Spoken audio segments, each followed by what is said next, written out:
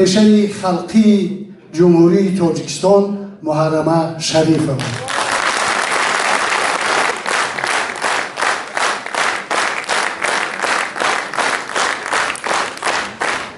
تشکر زیاد، دستتون درد نبیند.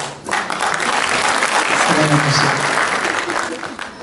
چون امروز یادی از استاد عزیز میکنیم، هر یکی ما جمع آمدیم هر چیزی که در دل ما هست بگوییم. هر خاطرات نیکی که در روح خاطر ما هست ما باید بگوییم. سرآور من همه شما مهمونانی که امروز گرامی داشت یعنی استاد بزرگ آمدن، همه مهمونا استادای عزیز خوش آمدید میگم. استاد عزیز آقای سیدالله آقای بودلاه، استادای عزیز استاد نظام قاسم آقای شهریابون، همه شما را خوش آمدید میگم. خرسند از اون شدم که استاد عزیز در فیض آباد آمدن و عشقای 50 سال پیش اونا یاد کردن. تمام مسئولی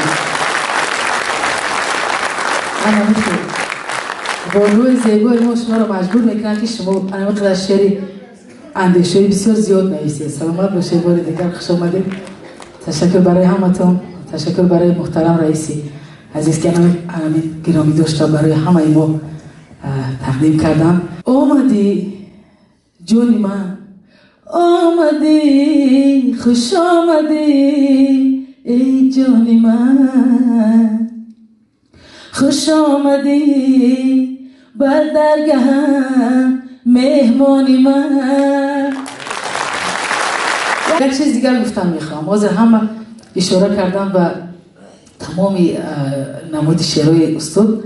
همین استاد از استاد آقای سیدخود میگه که ممکن کسی در همین نقراتایی که در سردا می نویسن اگر استاد می نوشتن شاید با همون معذرتشون کسی نمیتونست. یک ترانه است استاد آقای دونه بهرام میخونن، او ترانه خیلی است.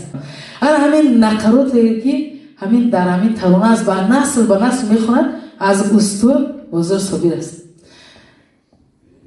چشمی بد کس به چشمی مستت نرسد، آفت به لبانی من پرستت نرسد. من پیش خدا همین مرا می طلبم یاره، بر قد مبارکت شکسته نرسد. قد نوده خامه بالای لبی بامه، مورد دلکم در قدمی عشق تو بنده، رفتاری تو فنده، عاشق به تو باشم مایل به تو باشم، عاشق به قدمای کفی پای تو باشم، مایل به تو باشم، مایل به لبینه شکر خواهی تو باشم، عاشق به قدمای کفی پای تو باشم. سلامت باشید، زنده باشید.